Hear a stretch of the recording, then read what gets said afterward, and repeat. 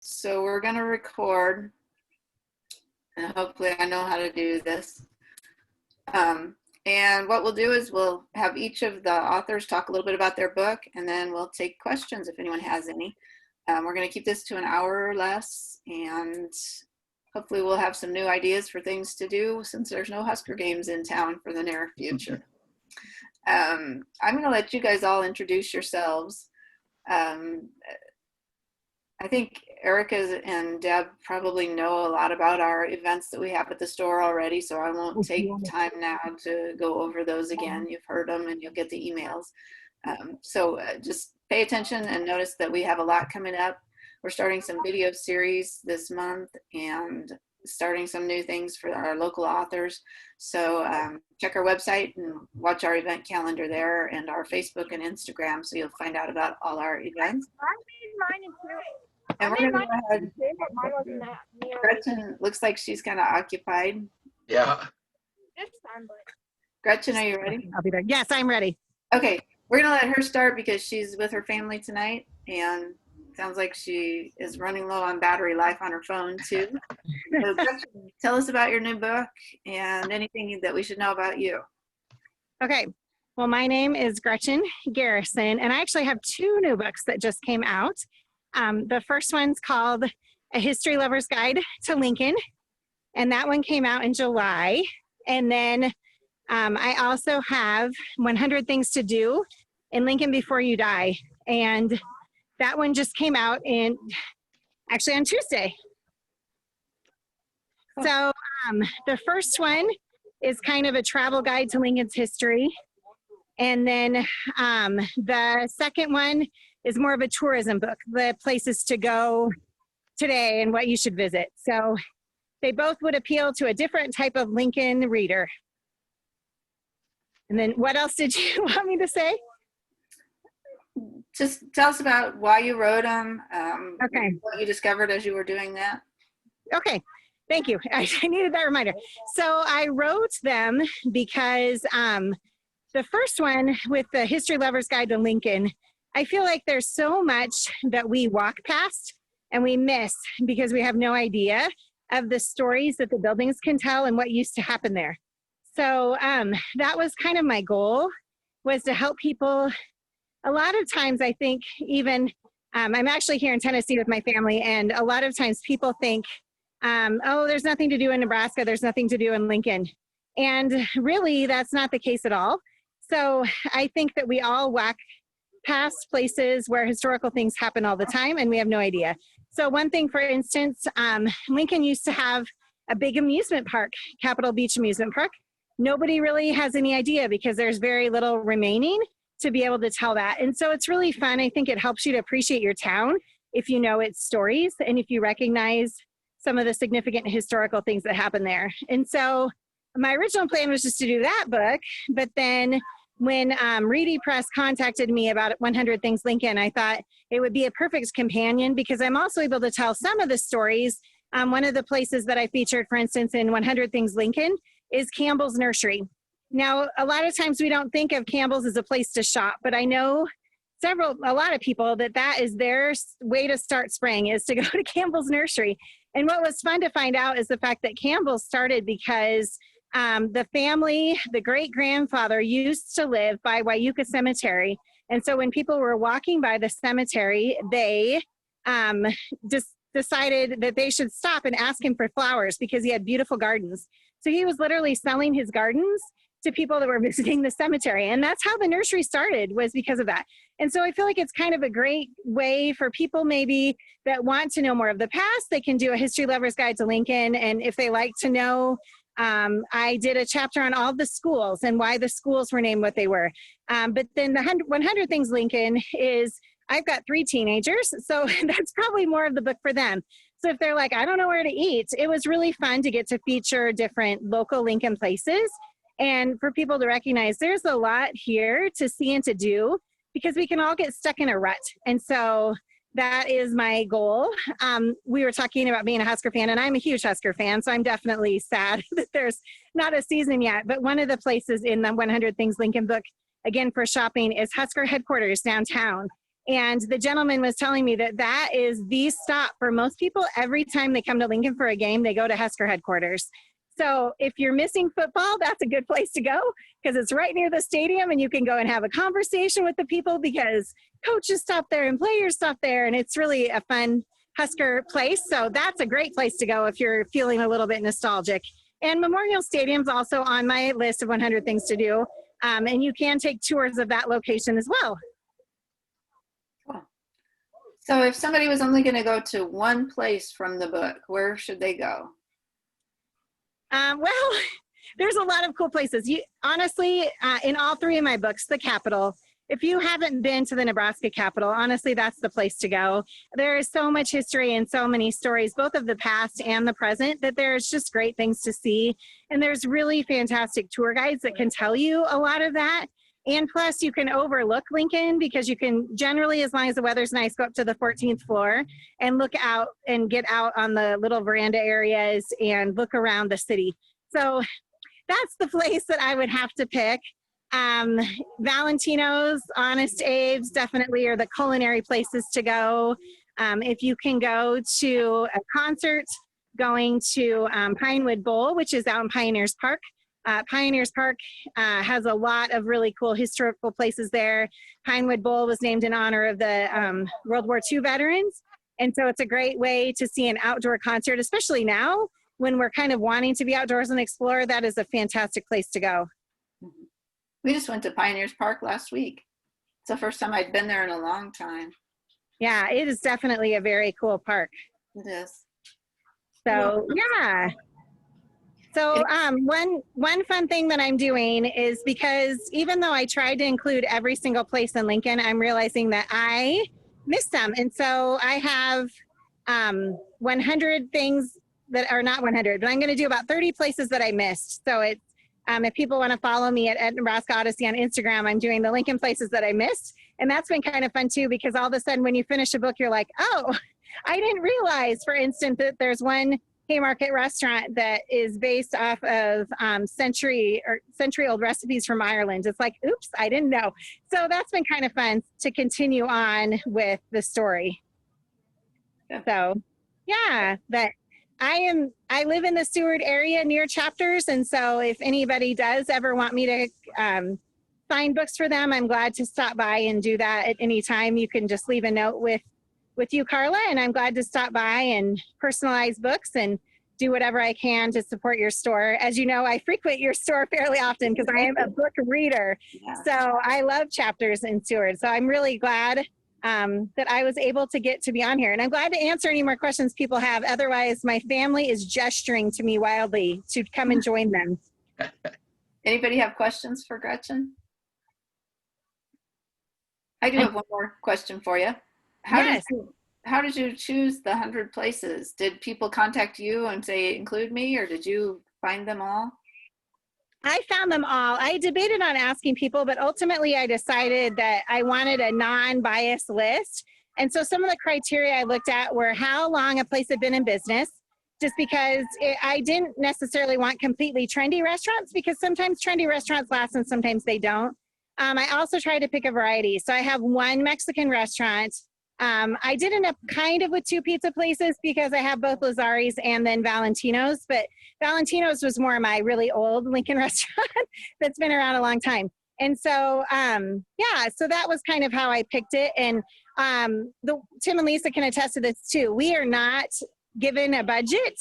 So all the places that we picked, we visit by ourselves. And so I never asked for a free meal. I never asked for any discounts because my goal is supporting local places, not for them to support me. And so a lot of times I wouldn't even tell them that I was doing book research because I didn't want them to treat me really nicely. So anyway, that was kind of how I picked. So it was really fun to determine that. Cool. Anybody else have a question for her? I don't have a question, but my grandma worked at the Capitol Beach Amusement Park way back when. So that is really so cool to talk to her. It was really cool to talk to her about that. So, well, Nicole, I look forward to learning more about your book a little later tonight, and I will email you and find out more because I want to hear more. That's awesome. So, okay. Congrats on both books, Gretchen.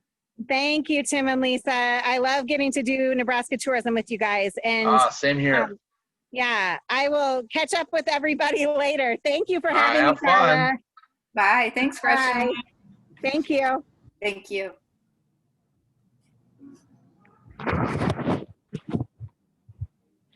Okay. Any comments or questions before we move on? I don't. I think Gretchen did a good job. Yeah. And to turn out Nicole? 2 books back to back like she did is just really impressive. That's a lot of work. Oh yeah.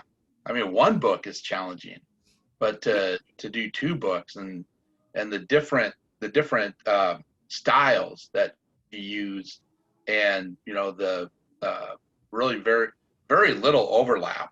So really, I mean, both just, as always, she blows me out of the water. So Okay.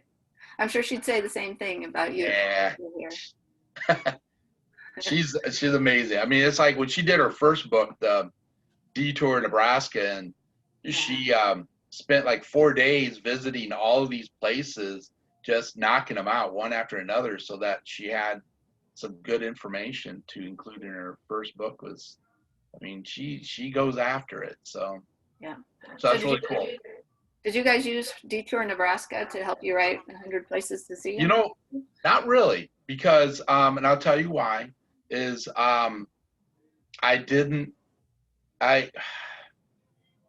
it's like I don't want to come across as, for lack of better words, stealing from another person. Yeah. And her book was, it's more of a, we talked about this, like ours is a bucket list of where to go and visit. Hers includes a lot of the history. Hers is a little more in depth in a lot of places. So and I just didn't feel that would be right to borrow. So really, we really did, sit down and create our own list of what we would be interested in. And, we did actually reach out to people on Facebook too, for their favorites. And, fortunately, a lot of it matched what we were already doing. So, and then like for us, the challenge of the 100 Things Nebraska was, how do we fairly represent the state? So, we sat down, we created a database, spreadsheet of just, attraction after attraction, locations, restaurants. And, I think we probably had well over, probably had close to 200. And then we're like, well, now let's take a look at it. So what we did use the Nebraska tourism guide to kind of break it up as far as the regions of the state, because they do a good job of that with their tour guide. So we did that, and we kind of wanted to make sure that we were representing the state. And then once we kind of settled on some ideas, Lisa even went further and looked at a map of Nebraska and created the pinpoints to show, because we focus on, for instance, like with coffee houses, we focused on one coffee house, and that was Milady in Fremont, which had the building's got some great history to it, and the decor is really it's just a fun, eclectic decor, and of course the coffee's great, service is great, and so we thought, well, let's focus on that. But then with a lot of these places, we had lists.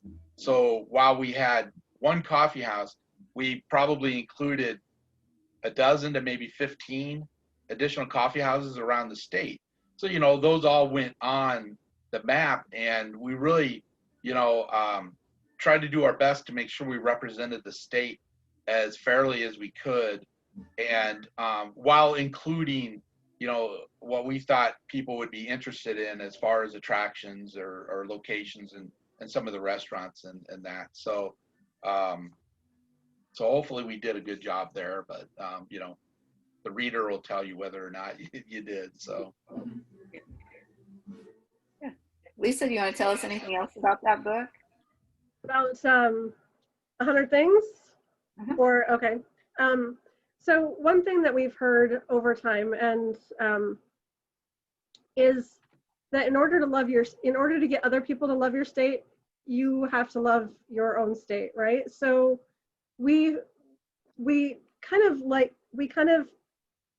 refer to this book as kind of our love letter to Nebraska, because it's showcasing and highlighting and showing our love for the state by really understanding all the great things that there are to see, do, and eat around the state. So, and really showing people that there is more to the state than kind of like the title of this Zoom call talks about, which is more than just Husker football, more than, you know, the cornfields, and more than just the interstate running through it. So hopefully we've done that by highlighting the things that we've done on our 100+ list in the book. Yeah. Cool. Okay, what's your favorite thing to do in Nebraska? Oh my goodness. I think it's discovering that next thing, really. Each time we go out and do a road trip within the state, we find something new. We love doing, that's one of the reasons we love doing the passport, because every year they mix it up a little bit, even though there may be some of the same rotating stops. And we kind of think that our book is a great companion to that, because it kind of gives you another kind of almost a permanent place to kind of keep that. And it's 100 things. And there's actually more than that, as we've talked about. But every time we go out, we use the passport. We use, in even our own book, there's still things that we haven't gotten to yet. One of the things on our list that we haven't done yet, but is still high on our list, is Toadstool Geologic Park. The last time when we tried to go out there, we made North Platte as kind of our base to kind of do some of those Western attractions like Chimney Rock, like Carhenge, and some of those other Western attractions where you really have to kind of go just to those places. But at the time, there was a good sized rain that had happened that week, and those roads getting over to Toadstool are not the best to travel on if you don't have a good vehicle to do it on. So we haven't made it out there yet. Someday. Well, it's definitely tucked way back there, though. Oh yeah, Yeah. yeah. It's probably number one on our to-do list for our next trip. So. Okay, I know Erica is an Iowa native who lives in Nebraska now. What would you recommend she see? Yeah. Hi. Yeah, because I'm a little bit of a reluctant Nebraskan, so I'm trying to explore it and get to know my new state. Well, where do you live? 7 years. I live in Seward. Okay. Okay. Well, so I'm sure that you've probably kind of explored Lincoln. Yes, no? A little, not as much as I would like to. Yeah. Okay. Well, obviously you can, it's really easy to spend actually probably quite a few days in Lincoln, really. State capitol, like Gretchen said, that's a must, and definitely the 14th floor. I would also say, of course, visit the Haymarket, rail yard area, just for, the browsing of the stores, the historical buildings, the history of that. If you're a football fan, not a football fan, but it's still kind of interesting to visit Memorial Stadium and do that tour. It's a self-guided tour, and it does. I mean, I think it's interesting, but then again, I'm a Husker fan. So, but one place that I would really recommend in Lincoln, and Lisa knows where I'm going, is the Museum of American Speed. Yes. It's a collection of race cars, classic cars, and in all types of condition. I mean, there are cars that raced at the Indy 500. There are cars that raced for the Pikes Peak race. There are just the ones out at the somebody may have to help me out. My mind went blank. Out in Utah, the desert where they do the time, that they test land speed records. Yeah, the land speed records out there. But like all kinds. There's a car that belonged to, I can't remember her name, actress. She was like also a scientist, and her car is there. There's a Tucker vehicle that they made a movie, Tucker, with Jeff Bridges, and it's just a limited number of cars, and they were special, and so they have one of those, and it's just amazing, the car collection. But then you go as 3 floors, and each floor, as you go up, you ultimately check out some miniature toys, pedal cars, metal lunch boxes, just Metal cars is brutal. it's just amazing. And I think it costs like $10, something like that, to get in. And it's like normally I always say, well, I think this place should charge a little less because, you know, but this is one place that I think could charge, you know, 20, 25. Maybe that's pushing it, but I just think they're not charging enough for what they have. They have a great collection, and I will put that against anybody else's car collection in the United States. Where's that at? It's down near downtown. Valley. Yeah. And it's the American Museum of American Speed, and it's just, I mean, it knocked my socks off seeing that. You could spend probably 3 days there. Yeah. Oh gosh. Yeah. Easily. Yeah. It's plan for at least several hours. If you only have an hour to do, don't go. But if you've got, 3 to 4, or, make that your main visit for the day, and you'll have a blast. I don't care if you're into cars or not. Just the experience, everything that's there is just truly impressive. So, yeah, I would recommend that for Lincoln. Have you done the Sandhill Cranes migration yet? Nope. Okay. Put that on your bucket list for next year, because you have got to go. It only happens here. And, about the middle of February, toward the end of February, all of March, and really into about the first week of April, but really about the second weekend of March to maybe the third, there's like a 2-week period where you're going to have the bulk of the birds here. And, over 500,000 of them come through here each year. And it's just an amazing, it's so special.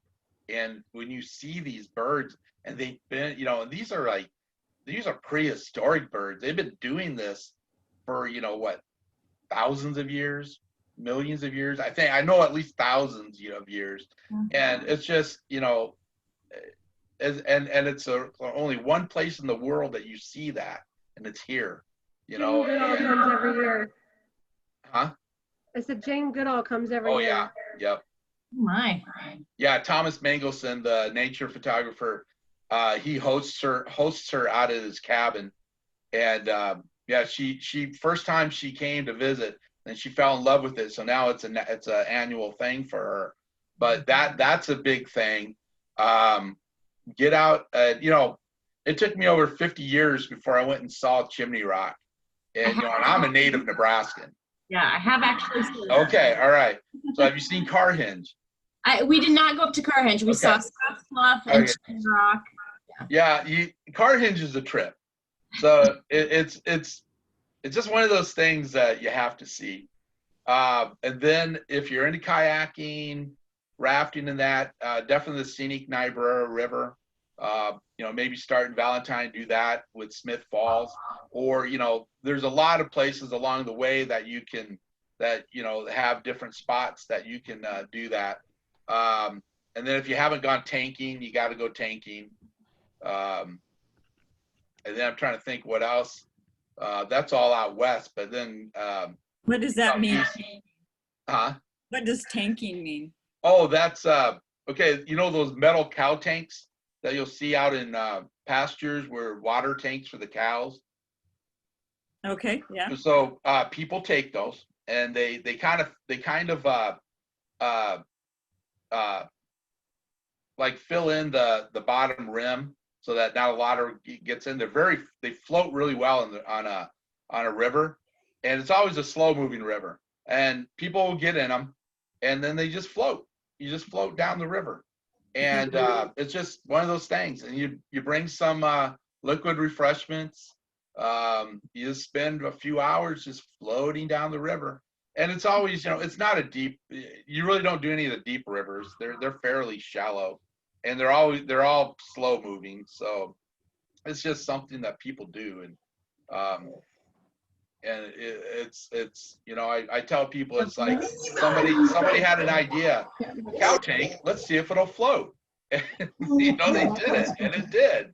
And from then on, it's I was talking to somebody from Texas, and they call it a float. And I told them that, we call it tanking here. And she was like, well, I thought we were the only ones that did it. And I said, well, I thought we were the only ones that did it. So, but it might just be Texas and Nebraska are the only two states that you jump in a cow tank and you float down the river. But there are a lot of places will actually have manufactured, if you call them tanks anymore, but where, it's all like heavy plastic, and they got little tables and chairs set up, so you just sit in them and float away. But it's a fun way to spend a few hours, and it's truly a Nebraska thing. Then of course the Omaha Zoo, one of the world's best zoos. Lauritzen Gardens. If you come to Omaha, I would actually come and maybe plan a weekend.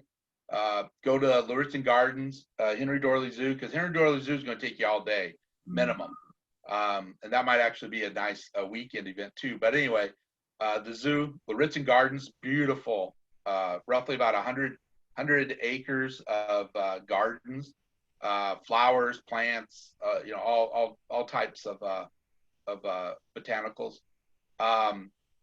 The old market is a fabulous area to go down, just kind of walk through, taking the architecture, the history, great food. I challenge you not to find something in the old market that you won't, that you will like, that you won't like, something like that. You'll have great food there. Some unique shops. Durham Museum is a really fun place. And then walk along the riverfront to the Bob Carey Bridge, cross that. It's 3,000 feet, connects Iowa and Nebraska over the Missouri, and you can stand in two states at one time. So anyway, so it's all right here. But there's so much to do here. There really is. And it's like, and I tell people, you have to get off the interstate to really find these places. No insult to the cities along the interstate that have attractions. But if you really want to see some of the things that make Nebraska unique, you have to get off the interstate. And that's where, you'll go into, you'll go into the Sand Hills, you'll go to Chimney Rock, you'll go up to Valentine, you'll go up to Niobrara, take the outlaw scenic highway along the Niobrara and the Missouri, and go to Monowi, the smallest town in America, one person. Yep, yeah, ours too. Elsie Eiler, fabulous woman. I had one of my older brothers had a health situation earlier this year, and he and I actually had lunch out there one day, and because he lives about 20 miles from there, and she had experienced a similar situation, and so she gave him a really great pep talk. This woman's in her mid 80s, upper 80s, and just fabulous. Only person in the town unfortunately since her husband passed. And we didn't get a chance to go over to the library, which I would like to do that next time I'm up there. But she was fabulous to sit and talk to, and she's got some stories. What was the name of that town again? Monowi, Monowi. And where it's on about Highway 12. Close to what town? About 20 miles west of Niobrara. Okay. And is that Smith Fall behind you, Lisa? It is. All the pictures I'm showing tonight, of course, are from Nebraska. Yeah. There's water falling on you. Yeah. Okay. Anybody I was trying to show a picture of tanking, but I sent a video over instead. And that's in the chat. So if you want to see that, click on the link there. Anyone else have questions or comments for them?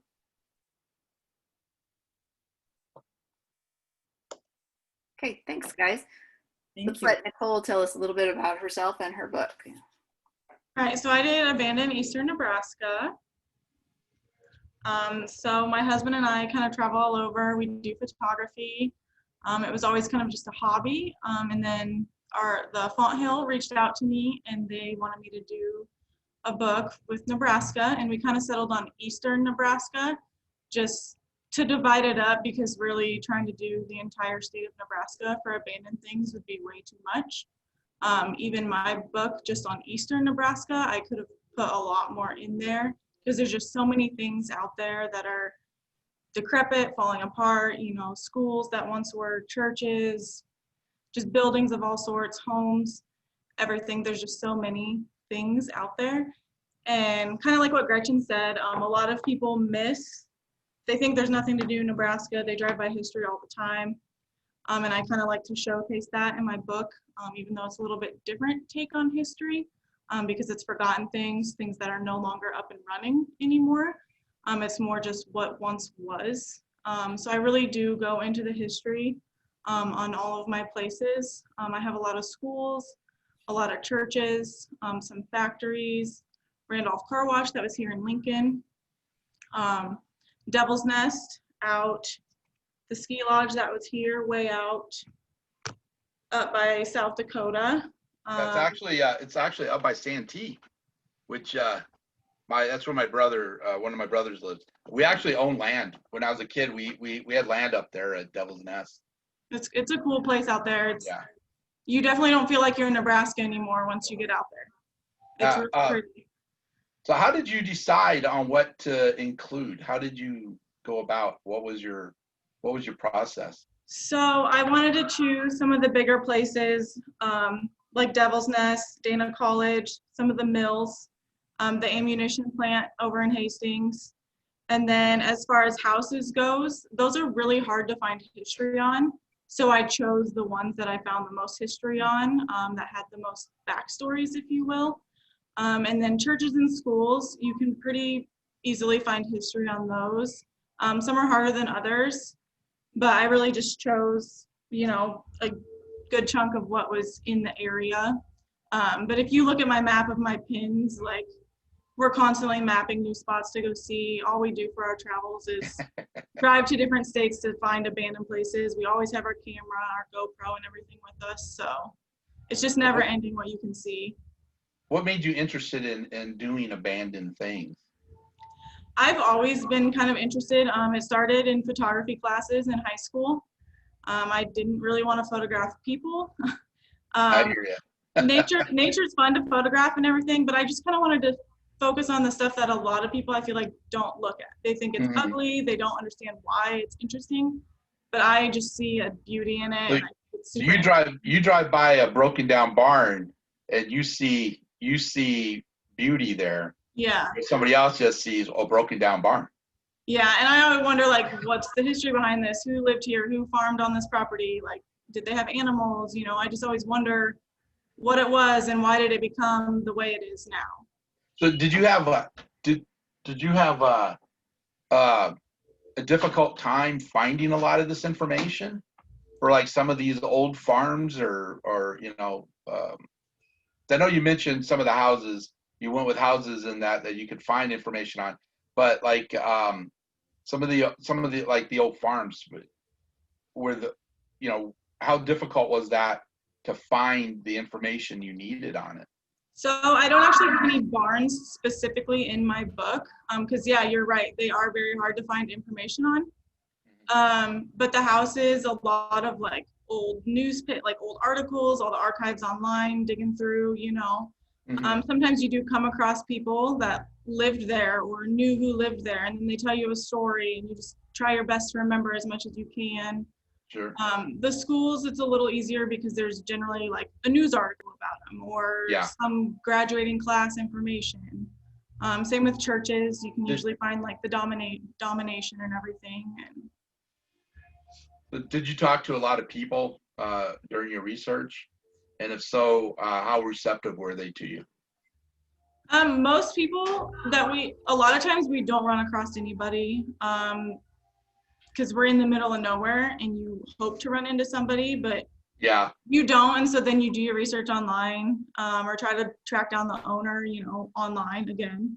But most of the people we do come across, once they know we just are taking pictures and that we're really interested in the history and that they went to school there, they went to church there, whatever, they're usually pretty open to telling us stories, and sometimes you just hit a soft spot in their heart and they're like, oh, they actually care. Like, they're not here to like vandalize or anything like that. Yeah. What's your favorite story from this book? I have a soft spot in my heart for Prairie Peace Park. It's not very interesting to a lot of people, but it was kind of the big place that really got me into doing this type of photography. And I also really like Devil's Nest. I've been there like 3 times. We've stayed in the area. It's just a really pretty area. They were actually supposed to be redoing it and turning it into like a wedding venue. But it kind of looks like that fell through again as well. So they did make some changes to the ski lodge, but it's still not really up and running again, unfortunately. But I mean, there's a lot of the churches are my favorite, a lot of the schools. There's just so many. So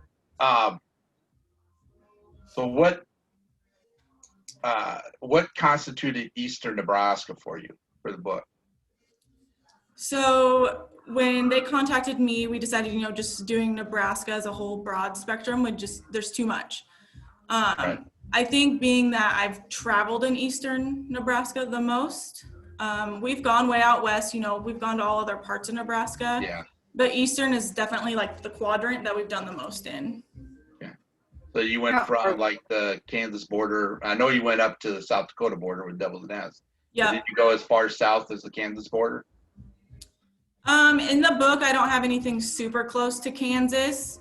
Okay. Because we kind of did determine that would be like southern, Right. Oh, okay. Gotcha.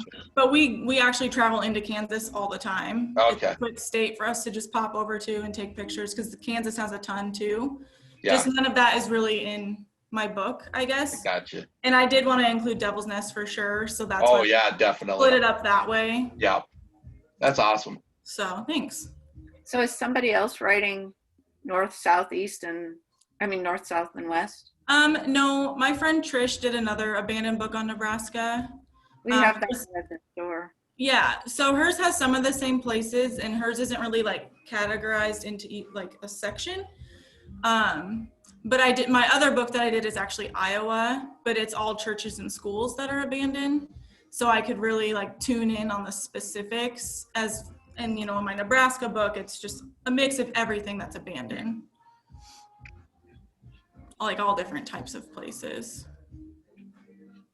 So are these places that people can just go visit for? No, so I mean, yeah, you obviously want to be respectful, and a lot of the times you're in a small town, you see a local and you just, hey, can we take some pictures of this building? We're really interested in the history. Half the time, they don't care, they're okay with it. Sometimes we're so far out into a ghost town, you don't see anybody. Yeah. Us walking around with our cameras. So it kind of just depends, on where you're at. When we went to Devil's Nest, we actually ran into some other people doing the same thing we were doing. They were just taking pictures and stuff. And a girl I was friends with knew the people that were trying to get it up and running again. So we kind of had an in there a little bit, but like I said, unfortunately, I don't think that has worked out the way they had hoped it would be. It's still kind of in the process. It's twice abandoned. Yeah, actually like 3 times, I think. They've tried a couple other times to get it up and running again. Is there anything you can say about that Prairie Peace Park that's interesting? So the Prairie Peace Park, essentially, it's an old farmhouse, which I visited a couple weeks ago, and the farmhouse has actually been burnt down. But there's these statues on the property that late 90s, there's like the big peace movement, with everyone was trying to, be more earth friendly and earth conscious and recycle, and just the world was kind of changing a lot in the 90s in that sort of movement. And the statues that are out in the field, one's like a huge, I don't know, I'd say 60-foot big wall that like 40 artists did all these impressions on the wall. And then the other one is a big globe. It's a metal globe. It's called the Dance of the Children. and they're all like on the outer side of the globe, all cut out of metal. And the cool thing about those statues is there was some clause written in when, you know, the Peace Park was up and running, that the statues have to stay on the property. They can't be destroyed. They can't be moved. So unfortunately, like I said, the house is gone now. But inside the house, there was also exhibits on, you know, recycling, do good to the planet, be better to the earth. And basically on the pathway down to those statues in the field was all these other exhibits on like biohazards and just pollution and all, like, you know, the contaminants that we're putting into the earth every day, and just kind of really made you aware of those things and how we treat our planet, essentially. Thank you. Yep. Nicole, I was wondering, this is Kathy. I was wondering if the different places you wrote are still abandoned, or have any of them been repurposed? Like an example I'm thinking of is my sister lived in an old school building that had been converted into apartments. Are all of your topics done with their life cycle, or have any of them been turned into something else? Yep, so all the ones in my book are still currently abandoned, aside from, Devil's Nest. They were working on it, but it's once again abandoned. But all the other ones in my book, unfortunately, are still abandoned. It doesn't look like they're going to be doing anything with them. However, we have come across quite a few churches or schools in Nebraska that have been turned into homes and kind of got a second chance at their life. Now, how long did it take you to put the book together? I started it last spring, so spring of 2019, and finished it like November. And then with COVID, it kind of really delayed the, you know, Oh yeah, process of everything. yeah. So it was supposed to be published this May, and they pushed it to August. So I've had copies that I've been able to sell since May, but Yeah. officially, like, it couldn't go into stores till August Right. because of the virus and everything. Yeah. So Cool. yeah, thank you. I think it's a neat project. Yeah, it's a different take on history. Like I Yep. said, most people don't really think there's much behind these things that I photograph, but Yep. there's like 6,000 words in my book, so there's a lot of history you can get into on them. Yeah, I do some writing for a magazine that basically focuses more on history. So it's been fun doing that, because, you know, it's like a couple things like up there. I just wrote a story about the old ferry system between Niobrara and, well, they always say Springfield, South Dakota, but really it was running water. It's about a half a mile across the Missouri River before they put in the Chief Standing Bear Bridge. So, and I actually rode on the ferry boat as a kid when we'd go up there. And the boat now itself is a paddle boat in Clear Lake, Iowa. They turned it into like a riverboat style paddle boat. And so it's kind of neat. I mean, it's like they want to research the history of it. It's always fun. You know, the history aspect is always fun. And especially if you get to talk to somebody who maybe was involved, that just adds to it. But it's great to be able to share that history, and in your book you've done that, and that's just fantastic. Thank you. Yeah, my favorite part is definitely when you can run into that person and get that face-to-face feel with them of, oh, I went to school here, I went to church here, I was baptized here, or whatever. Yeah. You know, just, it's cool to talk to them about it, because those places, these pictures are all that's left of these places, and they aren't coming back. So yeah, that's the thing. It's like some of these places, you know, like unfortunately when we did our book Unique Eats and Eateries of Omaha, you know, we've had a few restaurants close that were in the book, and you know, and some people have looked at it as, well, you know, it's like, yes, but now there's a record of that restaurant. You know, that restaurant existed, and there's a story about how that restaurant came about. So at least you know, from that aspect, we can kind of look at it as having a little bit of history for that restaurant. You know, that person who took a chance and, you know, spent 20 some years of their life, you know, focused on the day to day. So, you know, that story gets told, and then, you know, with your book, you do a great job of telling that history, and it's going to stay alive. That's the neat thing about books, is as long as we have these books, that place stays alive. No matter what happens at Devil's Nest, if they come and they tear down, the ski lift, it was there, and you've documented that. Yeah, you can't just erase it. Right, and it's just right. It's not erased. That history is there. It stayed there. It's there, and it stays because of somebody like you sharing that information and sharing those photos. So that's fantastic. Thank you. No, And thank one you. thing I want to point out, for Erica, if you want a short day trip, Prairie Peace Park is in Seward County. Not far. Yeah, it's right off I-80. Like I said, the house is gone now, but if you park in the lot, you can just walk down the field, which runs along I-80, and you'll see the big statues that are out there. So It's right at Pleasantdale. yeah, Okay. the exit. Yeah. I've never actually been there, but I've seen it from the interstate as we've gone by. Yeah, we aren't exactly sure if it was a controlled burn or if some homeless person was living there or something and burned it down, because I knew the day would probably come that we would drive there and the house would be gone, but I just still wasn't expecting it because I've been going there for like the past 12 years. I photographed it for so long, So How do you feel about it? Sad when those Yeah. places are gone when you drive up to them. Yeah. So what did you think when you first saw that it was gone? I mean, how did it impact you? We were just going out to the lake to take our dogs to run, and I was like, let's drive by Peace Park, just check it out. It's kind of one of those places. Yeah.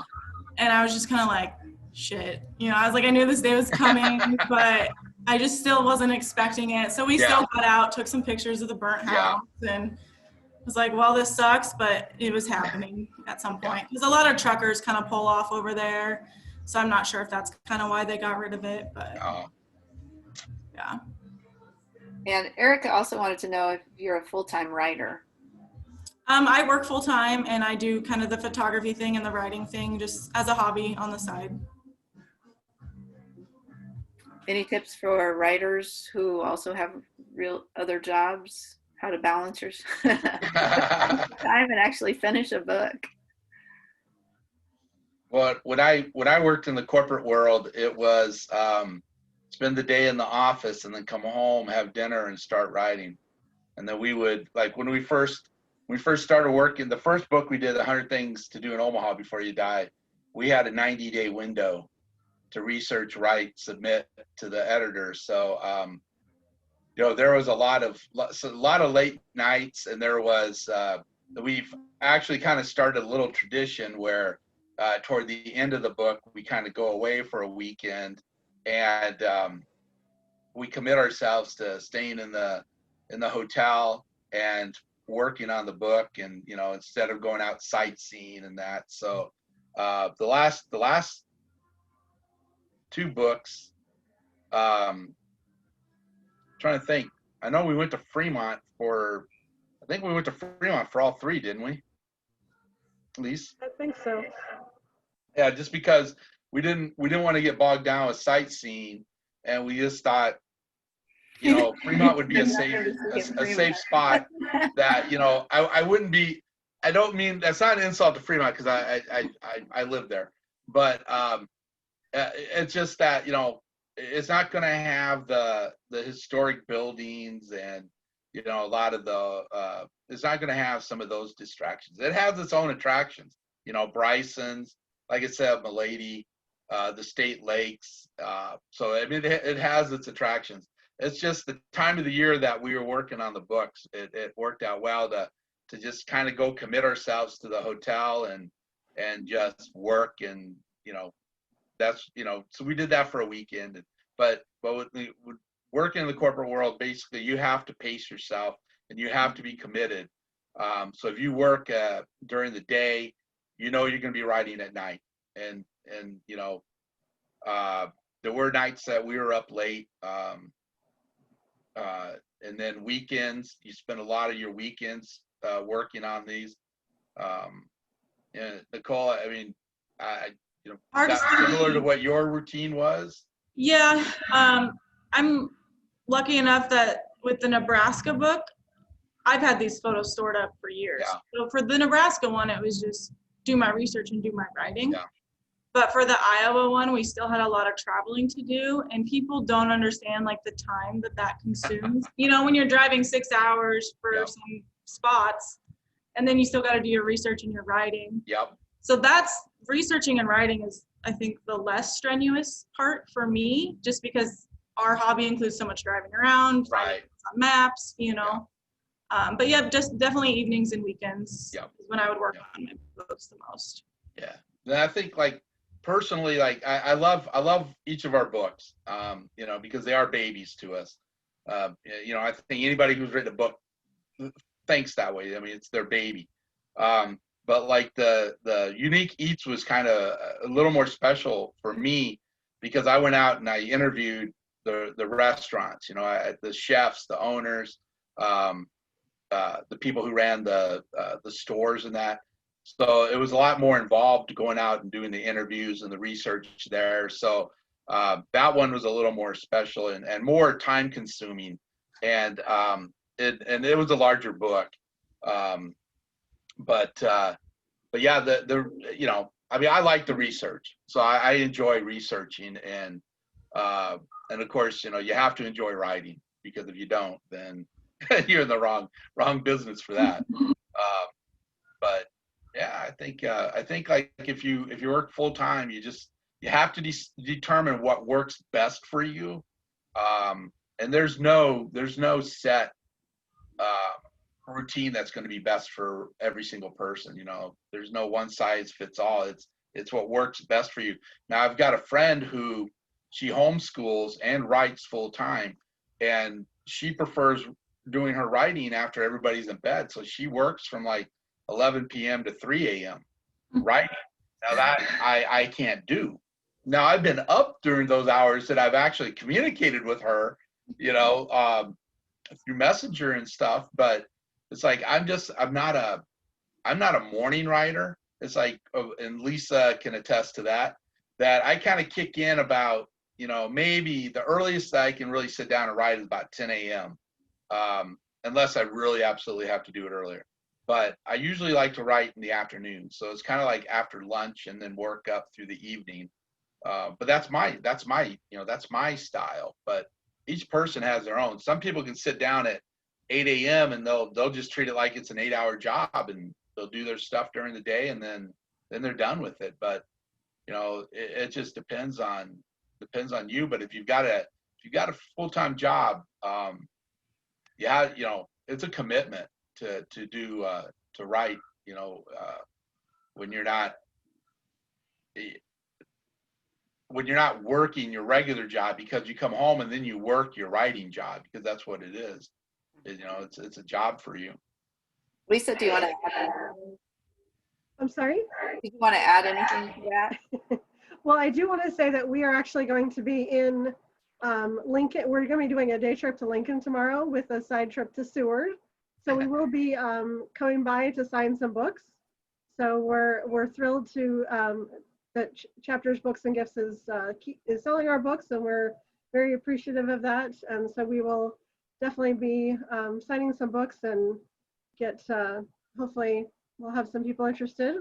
And we're actually going to be using our book as well as Gretchen's book to kind of make our way around the town tomorrow. We'll be hitting up for sure Sunken Gardens, Licorice International, some of our favorites. The Children's Zoo, we made our reservations for the wildlife walk for tomorrow. And I think we're going to try a new restaurant to us.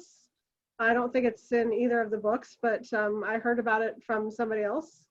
I can't remember the name of it. Sultan's Kites, I think. Yeah. Oh yeah. Is it pretty good? I've never ate there, but I just know the name. Oh, okay. Yeah, our plan is to pick that up and then go over and sit in along the Capitol Mall and enjoy lunch. Sounds And good. I'll be down Saturday Anyway. morning to sign books too. So if anybody wants one, let us know before tomorrow and we can get it personalized for you. Oh yeah. Absolutely. Happy Glad to. do that. Okay. Yeah. And if we can add, we're now working on our 4th book with our publisher called Lost Treasures of Omaha. So it's a little bit of you know, the favorites from yesteryear and, you know, recent years that these places are no longer with us, or people. So really it's places, things, people. So we've been doing the research on it, and it's slated for a fall 2021 release. And this one, I'm really looking for, I'm having a blast so far on it. Deborah. So with your publisher, have you stuck with the same one, and you just pitch ideas to them then? Well, yeah, we have stayed with the same publisher because it's worked out well. We have a good relationship with them, and they have some really great book series. And we did pitch some ideas. I really wanted to do a different book idea, but that didn't pan out. Sometimes what sounds great to you may not sound great to everybody else. So, but it may work out with a different publisher down the road. But and then they'll give us ideas. Like this one, we talked about what we could do with them for another book, and he mentioned the Lost Treasures, and so we're like, sure. And then we're kind of have an idea for a follow-up book after that, but we'll see. We'll see how that one works out. We did actually pitch them 100 Things Nebraska because we're only the second one of a state. They normally do just cities or regions. For example, there's one for the Upper Peninsula of Michigan. Texas. There's another one that has come out, or will be out in a couple weeks, called 100 Things to Do in Siouxland, which is not too far from here. In Sioux, kind of the base for that is Sioux City, Iowa. But she's also including things in the Siouxland area. So we're only the second of the states that have been done with this series. But the series is actually, there's many different ones across the country. They're based out of St. Louis. So they've got several books kind of talking about St. Louis in general, and they do most of their series starting with St. Louis and then branch out to their other writers to kind of cover some of the other cities and states. Okay, thank you. That's kind of how my series is too. There's different authors kind of doing different states, more personalized parts of the states. So there's the Abandoned series is all in all the different states through my publisher as well. Yeah, thank you. Any last words? We appreciate everybody's support, and we really appreciate you having us on tonight. It's fun to be able to share this information. And one thing I will say that there are a lot of things I hate about COVID and the pandemic, but from a selfish point of view, I miss that one-on-one contact with people at like farmers markets and book signing events, because you get to share, you get to share the stories that we're all sharing tonight. You get to share that with people, in person, and people talk about, childhood memories and all that. So you get a lot, I think you get a lot more out of a one-on-one, in-person contact. So I miss that, but I really do appreciate you having us on tonight. And again, anything that we can do to help your bookstore and to help your readers, we're all game, because we're all in this together. Yep. Without you, we have nothing. The thing I like about the Zooms is that we can have people from California, Kansas City, all over the place come in and join us. Deborah, what were you going to say? Oh, and that was what I was going to say. I hope that when the COVID goes away or changes, that we keep a combination of what you just said and this, because it has really been helpful. I'm originally from Seward, so it's fun to connect. Oh, yeah. Yeah, that's amazing nowadays. It's like, all around the world. It doesn't matter where you're at now. Like I was saying earlier, we have two daughters who live in Tacoma, and we can through Portal, we're talking to each other, on the TV screen. So it's so much better than the old days, but it's thank God for this type of technology. Yeah. All right. Well, Thank thank you everyone for joining Thank you. us. Thank And you. I'll let y'all go now and watch for the recording if I can figure out how to post it somewhere. So All right. Well, thank thanks you everybody. again for We'll have having us. Yep, thank you. I'll see you Thank you so Saturday. much. Take care. We'll see you tomorrow. All right. Night. Bye-bye. Bye.